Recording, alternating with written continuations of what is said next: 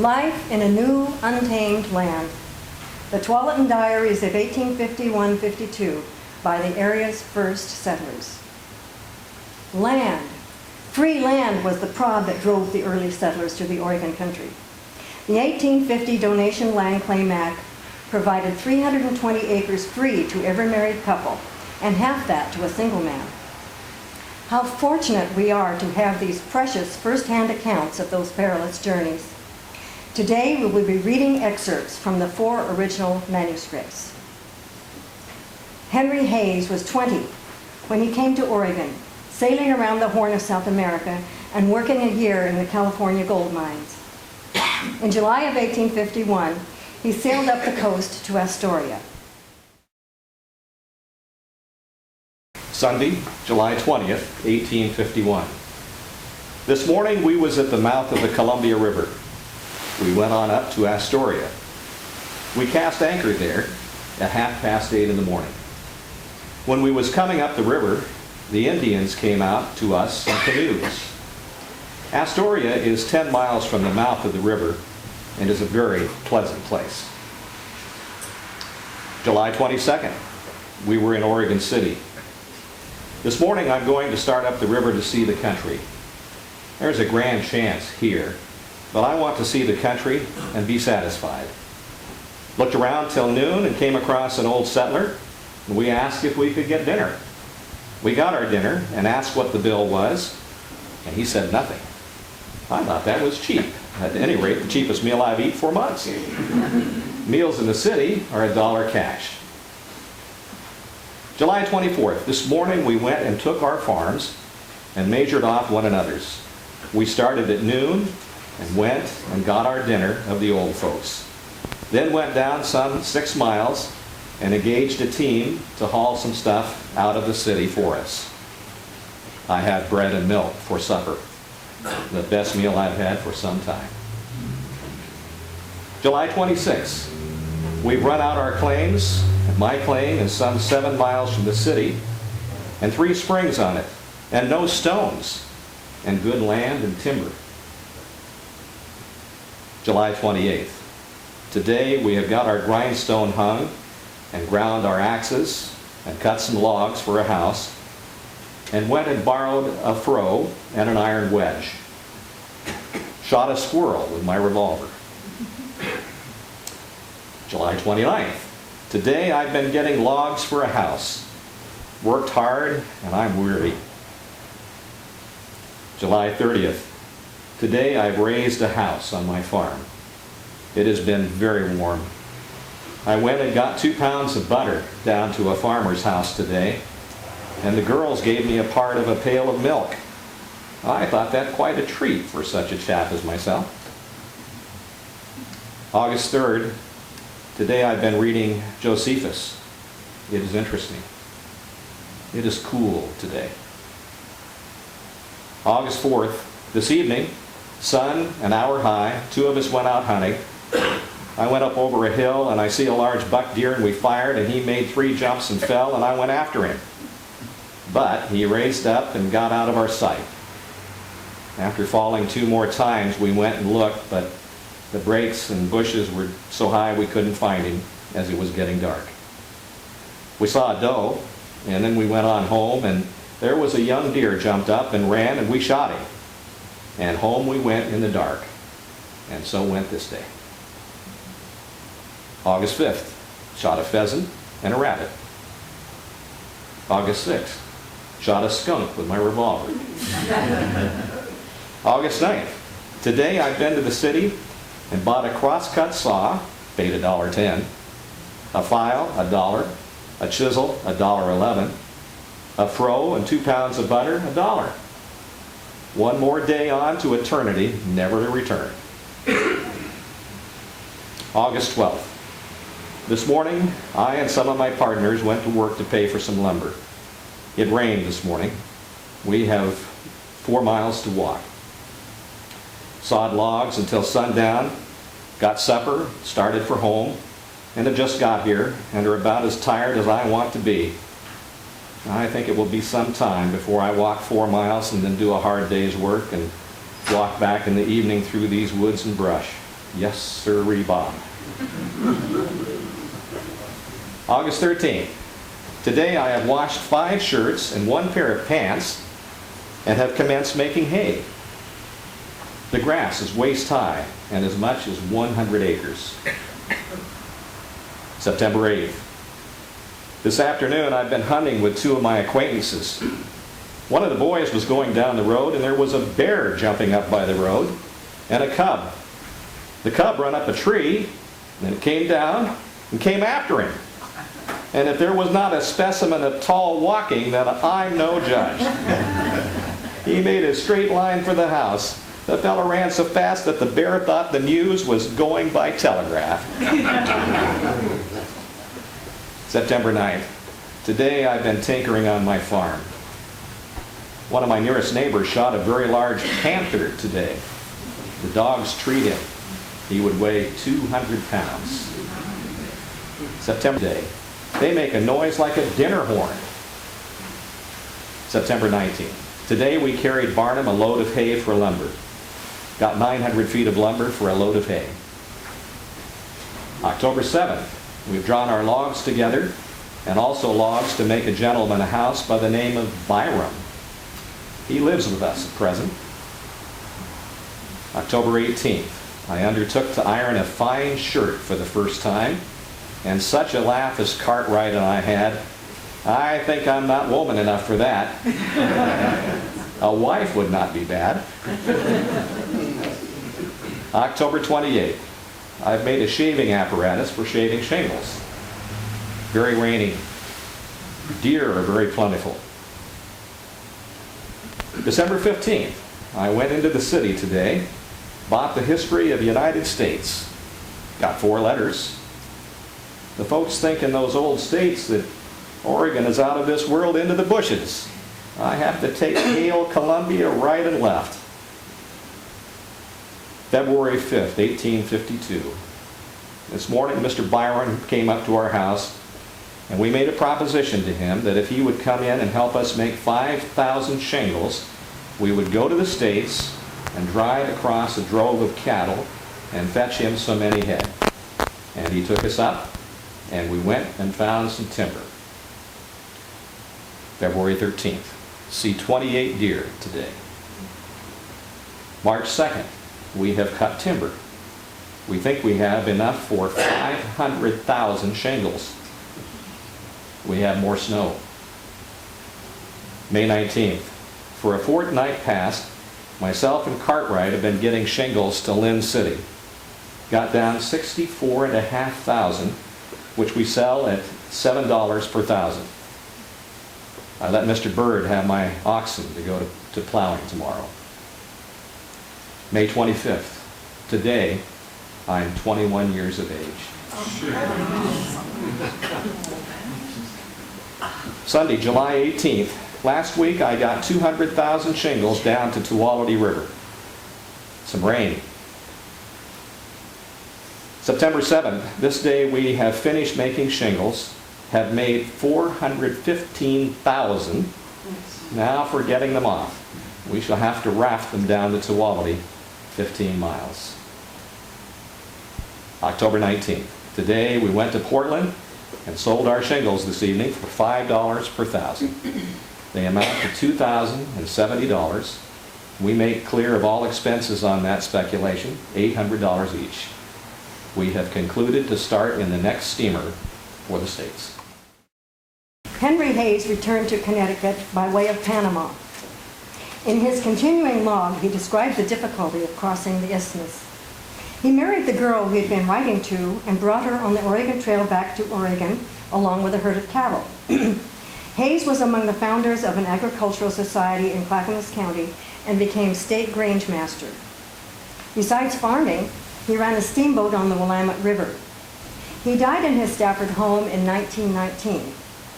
His obituary read, Captain H.E. Hayes, pioneer steamboat man, crosses river. Henry Hayes' house still stands on Gage Road in Stafford, and he and his family are buried at Robert Byrd Cemetery in Stafford. Maria Sweek arrived in Oregon in 1852 by way of the Oregon Trail, a young bride of 19. and from her writings, she was an adventurous and high-spirited young woman. She lived out her life in the home she and her husband John built in Tualatin. This reminiscence of her experiences coming west and settling her was recounted years later. Anne Avery as Maria Sweet. I was frightened when I saw some Indians. They were up on an elevation. It was a beautiful morning, and they were up there with their feathers and their tomahawks. It looked to me like they was 10 feet tall. Of course they weren't, but I was excited. They were in their paints. Of course our company was well armed, and it was a large company. There was a large immigration, and you could get up on those elevations and look as far as you could see, behind you and ahead of you, and it was just lined with wagons. You could have called together a small army in a short time. There was quite a space, I guess more than 100 miles, where you couldn't get anything to cook with, only buffalo chips. There wasn't a stick of anything, brush or anything you could make a fire with. We cooked with them until we got there. It wasn't a matter of choice, just what came to you. You had to make do. We used to cook and bake pies and cakes like that, such as we had. And I used to make, of course our fruit was all dry, there was no canned fruit in those days. I used to make dumplings.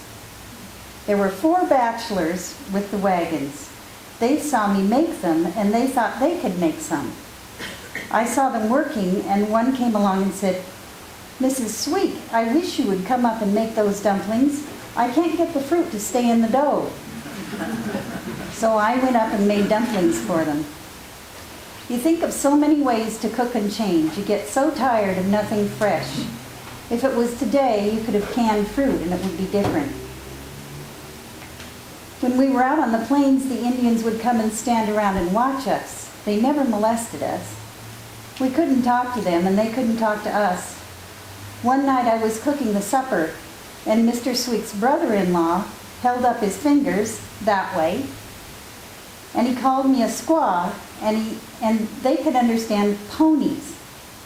After he said he would give me for 10 ponies, they were fixing to go after the ponies. Oh, the captain was mad how he scolded. He said the Indians never joked. They took everything for earnest. I didn't go horseback riding until we were out of that country. There was this place on the plains, I don't know where. You know, the states weren't divided off like they are now. There's this place that looks like it's just split down as wide as from here to the porch. When you get down into it, it's so deep it almost shuts out daylight. It is not a very pretty name. They call it Hell's Gate.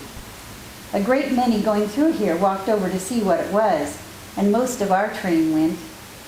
It was just like an opening in the earth.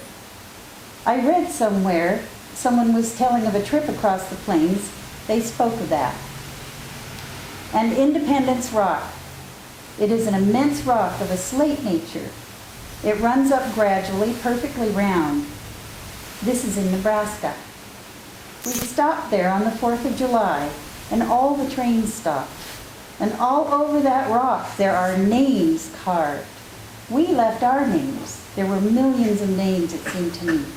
It was slate, and you could take a knife and cut into it. One day we traveled all day and water was scarce. When we camped at night, we missed our dog, and we knew he had given out somewhere. Mr. Sweet took a canteen full of water and found him lying under a sagefoot.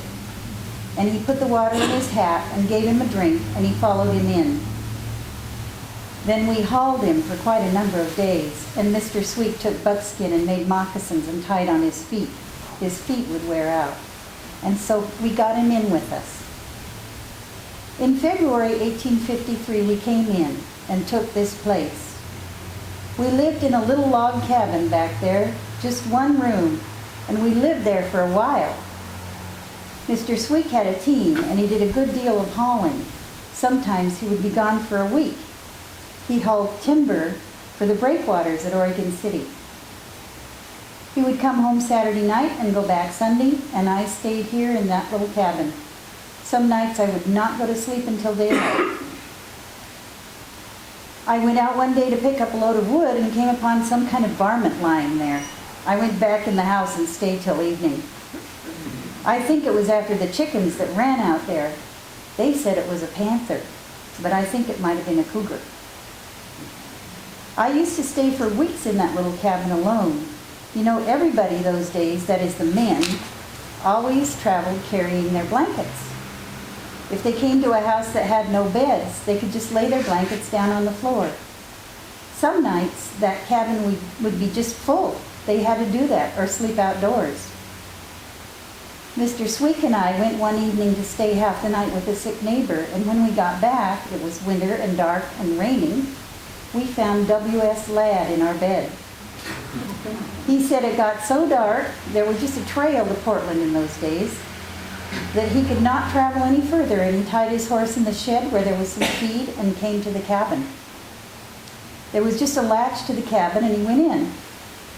He said he saw we hadn't been gone long by the fire in the fireplace.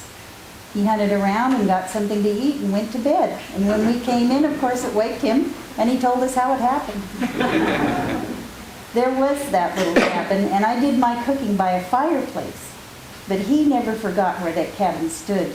He used to come often, and when he got so he couldn't walk, he would drive up to the fence and talk about it, and he never forgot where that cabin stood and how I cooked his breakfast by fireplace while they sat around. Then one day, George Williams came along from Salem, just as wet as he could be. He wanted something to eat, and I had to fix it by the fireplace. He sat in the corner and dried himself while I got his dinner. And he looked so ungainly, his pants were way above his shoes. You know, he never was a man to dress very well. And in early days, he probably couldn't. Of course, he was a very intelligent man and all that, but I just saw the funny side of it. I never forgot how he looked. I entertained Governor Gibbs in that cabin. He brought one of those big yellow bulldogs. Our dog was such a protection to me after we got in. I used to shut him up in the cabin with me. Nobody could come near the cabin, he was so watchful. If Mr. Sweet got home after dark, he had to make himself known. There was a boat being built at Oregon City, and when Mr. Sweet was down there, a man offered him $50 for the dog to watch the boat. And he says, "We can't part with that dog. He's all the protection my wife has out in the woods." But the next time he went to Oregon City, the dog followed him again and ate some salmon that poisoned him. We didn't know how to doctor him, and it killed him. We lived in the cabin a long time.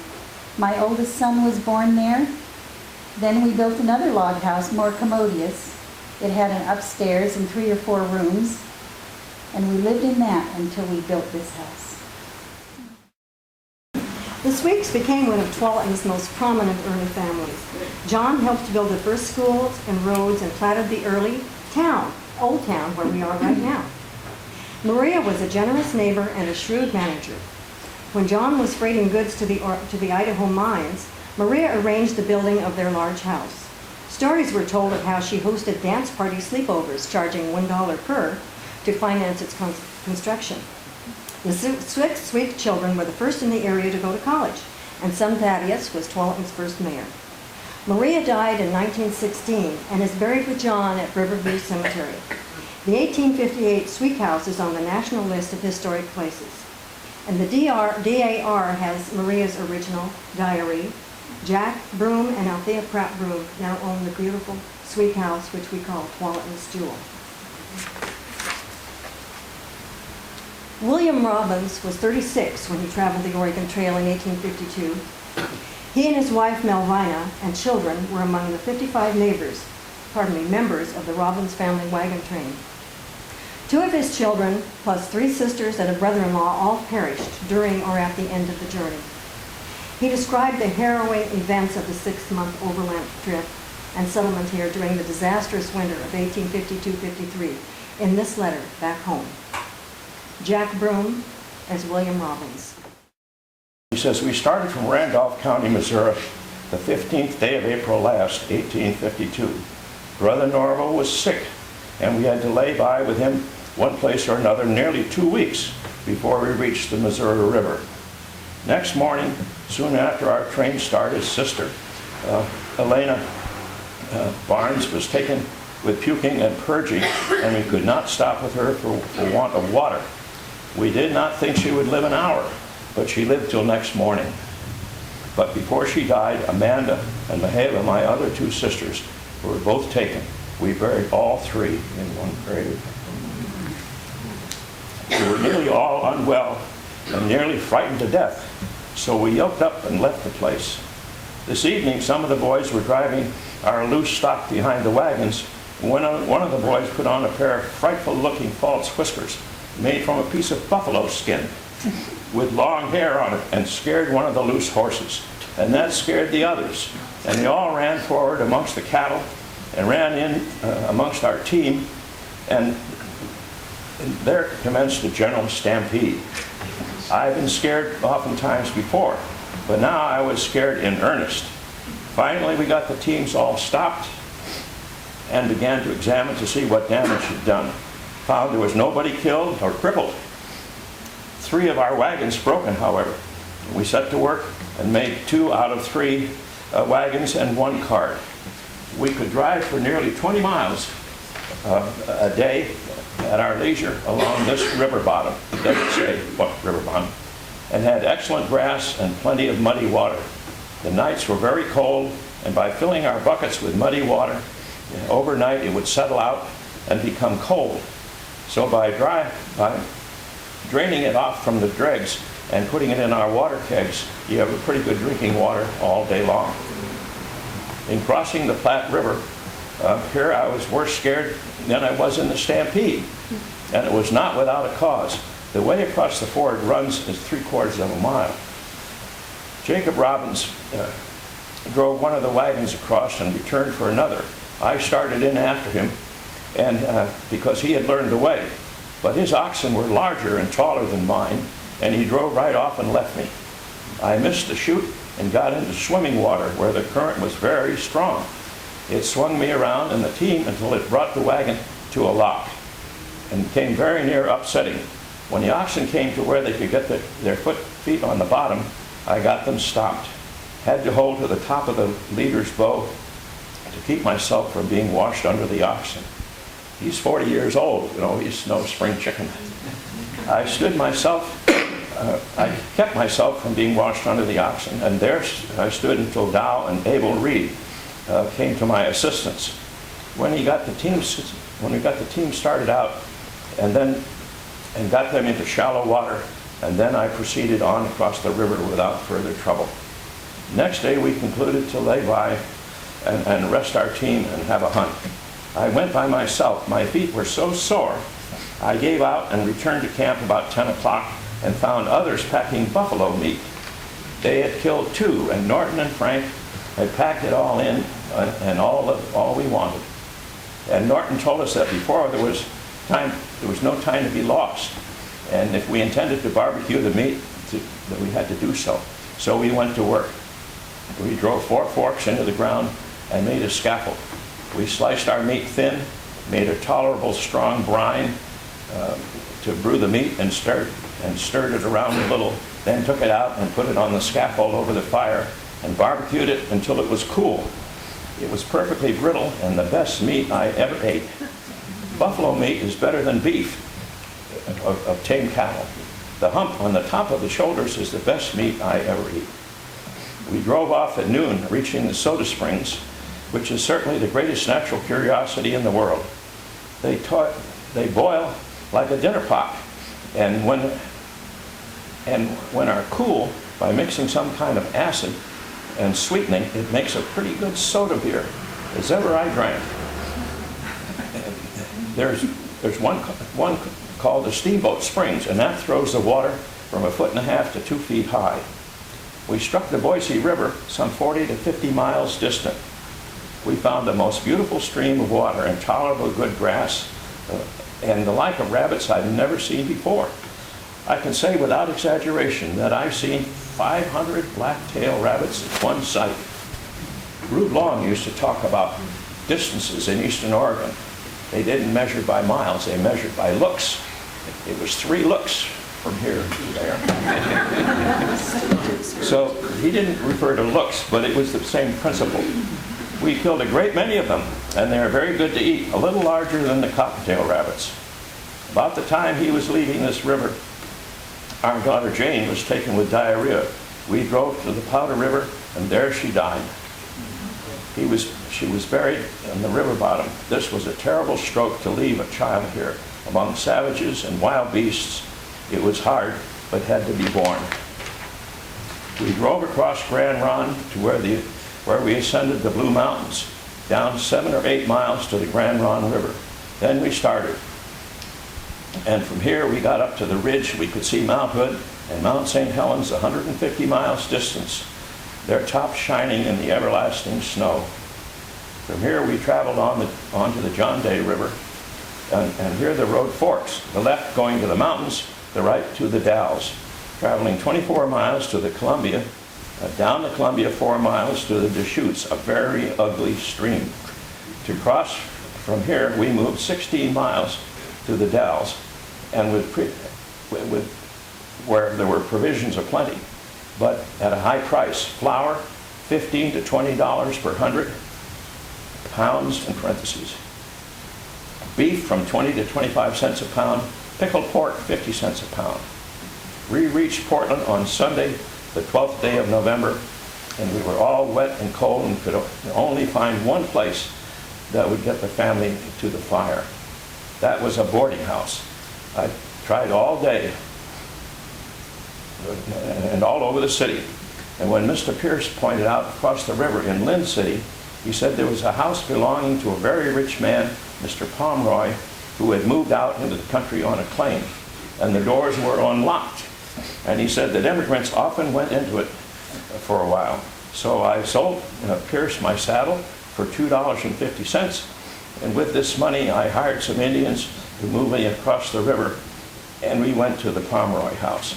Here, son Gilliam was taken with severe diarrhea, and he being very weak from the fever, it soon ran him down. Friday morning before breakfast, he died. This was the hardest stroke that ever fell on me, and he was such a good boy in our train, and he received several presents and rewards for his good behavior and attention to business. About the last of January, I moved out across the Tualatin River several miles from Lynn City into the cabin on a school section. Next day, I found a claim that pleased me well, with a shanty on it, and built by Bird and Hendricks, who shaved shingles in it. I moved in, and on the 5th day of February, and there we live now. I've got me a cedar house up, but have not got quite ready to move into it. Melvin and the children cleared off 2 garden spots and have a fine crop of vegetables growing, such as potatoes, onions, cabbages, turnips, corn, peas, beans, squashes, carrots, beets, peppers, and vegetable oysters, whatever they are. Does anybody here know what a vegetable oyster is? Not a soul. I don't either. Wages were very low. I'm skipping a paragraph. Flour is now worth $12 a hundred. Potatoes, $4 a bushel. Eggs, $1 per dozen. Butter, $1 a pound. Chickens, $1. Molasses, from 75 cents to $1 per gallon. Sugar, 12.5 cents. Coffee, 25 cents. Wages are very low, $2 a day and board. And if you wanted to board yourself, they'd pay you $3 a day. I have a good claim, and I expect to spend the balance of my life, balance of my days, and in this country, and I like it very well as I expected. Though many things are different from what I expected, it's remarkable for health. I have only one thing to regret in coming to this country. That is the loss of my poor children and relations. I will say to you, as William Heron said to me, this country is good enough. The trouble is getting to it. So, no more at present. My very best respects to all. And I certainly wish we knew who he was writing to. At Valley Park on Saggart Road is part of William Robbins' donation land claim, and Southwest Robbins Road is the southern boundary. William's troubles continued. In the spring of 1856, William died of a self-inflicted gunshot accident while hunting bear near Psalm Creek, which ran through his claim. There is a diary entry of George H. Atkinson, early congregational minister at Oregon City, that reads, May 17, 1856. Mr. William Robbins shot through the head while taking up a loaded gun by the muzzle. Left a family of 7 children. Melvina married again, a necessity in those times, of course, and both Melvina and William are buried at Robert Byrd Cemetery in Stafford. The Robbins family sold their property in the 1950s. Until then, they had lived there. Nancy Robbins Ball was a child of 8, the daughter of William and Melvina Robbins, when she came to Oregon on the Robbins family wagon train in 1852. Her sister Sarah Jane died on the trail, and brother Gillum died soon after they arrived. She wrote this reminiscence when she was in her 80s and living with her daughter Ada McConnell, the family genealogist, who likely urged her to write of her early life. Barbara Stinger, speaking for her great-grandmother, Nancy Robbins Ball. I remember very well my trip down the Columbia River. When crossing the plains, the children rode in the covered wagons and didn't see much unless it was happening very important. But the trip down the Columbia River and up the Willamette was made mostly in open boats so that we could see and hear everything that went on. We crossed the plains in 52. I was 8 years old. As I remember it, we struck the Columbia first a short distance east of the Deschutes River. That was late in the evening. We camped near the bank of the Columbia, and I remember seeing these really queer-looking little sand dunes that had been blown up by the wind. We started out early the next morning and very soon crossed the Deschutes, which, when we crossed, was by ferry. At the place when we crossed, the water was very swift, and I don't believe anyone could have forded there. After crossing the Deschutes, it seemed to me that we traveled very short distance until we reached the Dalles. At the Dalles, my father, grandfather, and Uncle John Hamilton chartered a sort of flatboat for the trip down the river. Grandfather's name was Nathaniel Robbins. His son, William Robbins, my father, and my uncle, John Hamilton, was grandfather's son-in-law. There were 3 families, 20 people, with their camping outfits and 3 wagons. 2 of the wagons were placed on the boat lengthwise. The other one was placed across. The cattle was not taken at this time, but unsuccessful attempts to bring them down was made, and they did not make it. I think they were all lost. The boat was propelled partially by oars and partially by current. We drifted down the river and tied up and camped at the bank at nights. Sometimes we were held up by wind and rough waters, 1 or 2 days at a time. Now, we left the boats at the head of the Cascade portage. I really don't remember how we portaged. I assume we walked down. We left the wagons there, never to get them again. They were carried away that winter or spring by the high waters. Now, a man named Bradford kept a store at the upper Cascade. There was another store at the lower Cascade, but I don't remember his name. This store was a log cabin with dirt floor. We became separated from the Hamiltons at the Cascade. Never saw them until we reached Oregon City. At the lower Cascade, we hired another boat for the trip on down the river. This was just a large open rowboat operated by 2 men. All went well on the first part of the trip till we reached Cape Horn. There was a terrific storm of wind and rain coming up. The whitecaps dashed over us and threatened to swamp the boat. Now, my poor sick brother, Gillum, cried out in terror that the boat was sinking. The boat was at last made fast to shore. Then the 2 boatsmen had to carry women, children, tents, and bedding to the shore. There among the dripping willows, the tents were set up quickly as possible, and then we all got inside. I lay down on the bed as soon as I could. Was deathly sick that night. Don't know exactly what my ailment was, but now that I think about it, it could have been hunger. I don't think we had much to eat that day. We went on in the boat to Ladies Island, where we camped 2 days. There we were separated from grandfather's folks. Then we went on the same boat to the mouth of the Willamette and tied up and camped for the night. After we were all in bed, the boatsmen came and woke us up. They wished to be on their way so they could catch the tide going up the Willamette River. We went. We got to Portland at the first chicken crow that morning. A man kept a store at the place where we landed. He gave us shelter from the rain. Father bought some potatoes, and the storekeeper let us cook them on his stove. And that was all we had for breakfast. The storekeeper also kept a hotel. We children could see the table loaded with good things to eat, and half starved as we were, we could not understand why we could not go to the tables and eat. But Father's money was nearly gone, and he could buy for us only the coarsest of food. We went aboard a small steamboat called the Little Eagle, which carried us to Oregon City. Then we were at our journey's end. Afterwards, we moved into a house in Lynn City, just across the river from Oregon City.